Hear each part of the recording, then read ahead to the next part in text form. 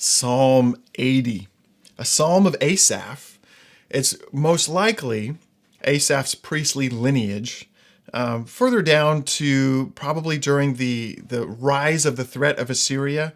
Part of the difficulty is we don't exactly know exactly when because there's not solid clues in the text. But in the Septuagint, there's a little addition to the title that says concerning the Assyrian.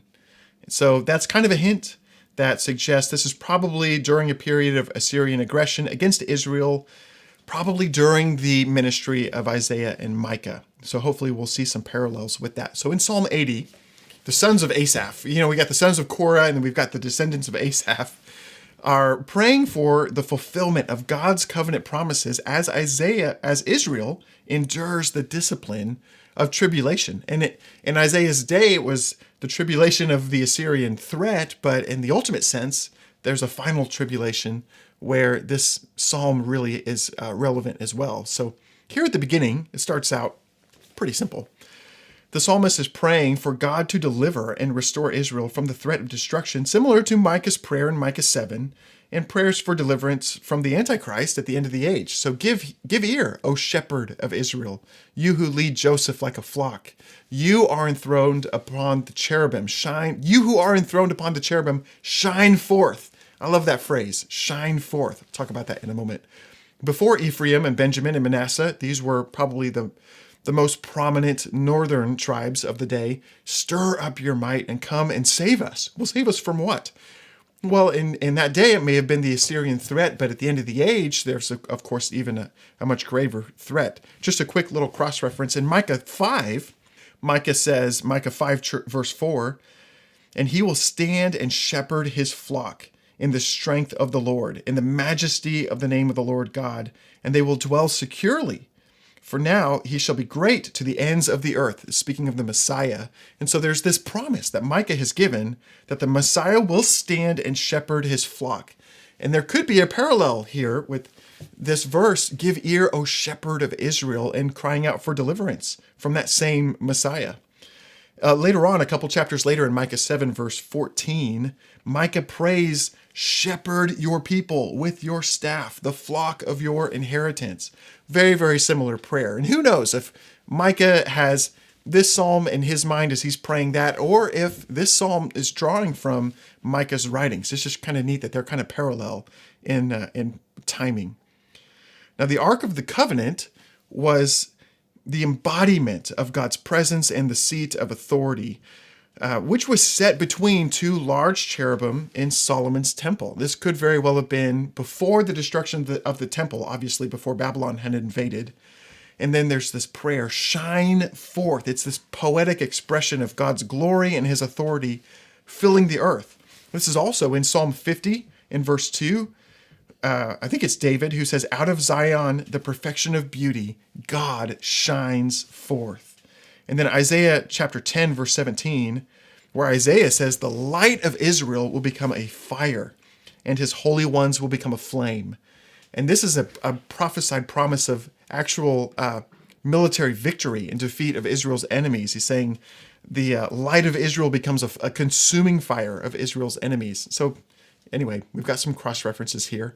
And then there's kind of split up into three sections that each end with this verse. Restore us, O God, let your face shine that we may be saved. And that little phrase would probably be familiar to you. Let your face shine comes from that blessing from Aaron in Numbers chapter 6, that the Lord's face would shine upon them, would represent God's favor, his grace, and his strength. And that's repeated 3 times in this psalm. So this is kind of section 1.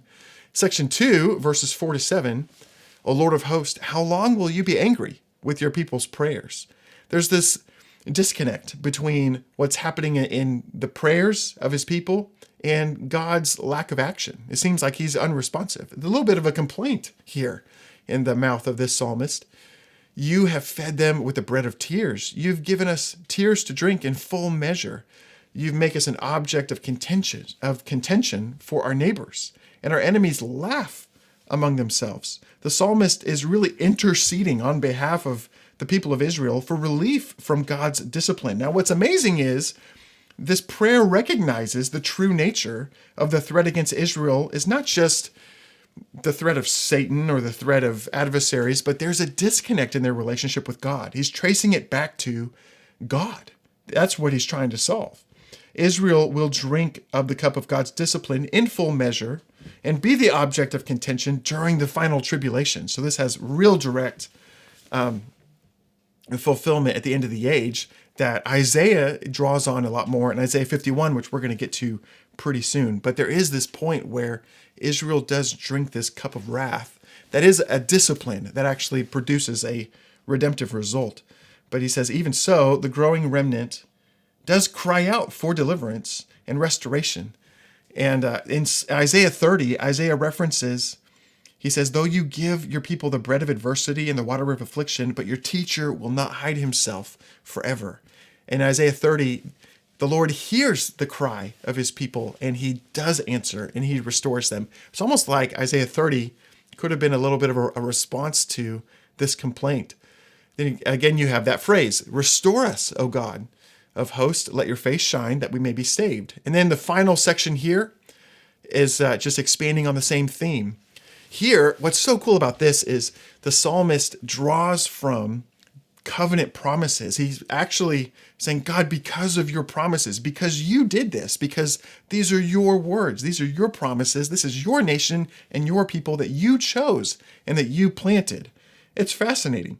The psalmist appeals to God's covenant promises for Israel's final deliverance and lasting peace. And it's really a right argument to highlight God's vested interest in Israel's deliverance. The annihilation of Israel would do irreparable damage to God's reputation because it's God who set them there. It's God who called them forth. However, the psalmist vocalizes the complaint that Isaiah answers in Isaiah chapter 5. If you remember, we've looked at Isaiah 5 in previous weeks, but if you haven't reviewed that recently, it really directly responds to this almost. They go together very, very closely. But this is Israel's complaint as the tribulation unfolds before they realize how their covenant disloyalty has played a role and how there's redemption and restoration right around the corner. So here, let me just read this real quick, and then I'll give you a little bit of Isaiah chapter 5 so that you can just see the comparison, like how much they relate to each other. The similarities, that's what I'm trying to say. Gosh. Verse 8 of here, Psalm 80, you brought the vine out of Egypt. You drove the nations out and planted it.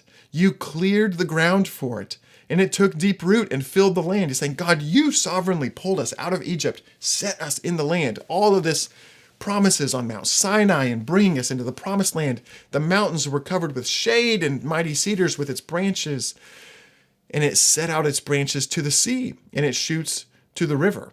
That could be the it could be the Dead Sea to the Mediterranean. It could be the Euphrates to the Nile. Anyway, those were kind of language that came out of Numbers and God's promises back when the covenant was back when they were first entering the land and receiving those promises. Then verse 12 and 13, so why then have you broken down its walls so that those who pass along the way pluck its fruit? The boar from the forest ravages it, and all that move in the field feed on it. This is the complaint. Why have you betrayed your own vineyard, your own planting?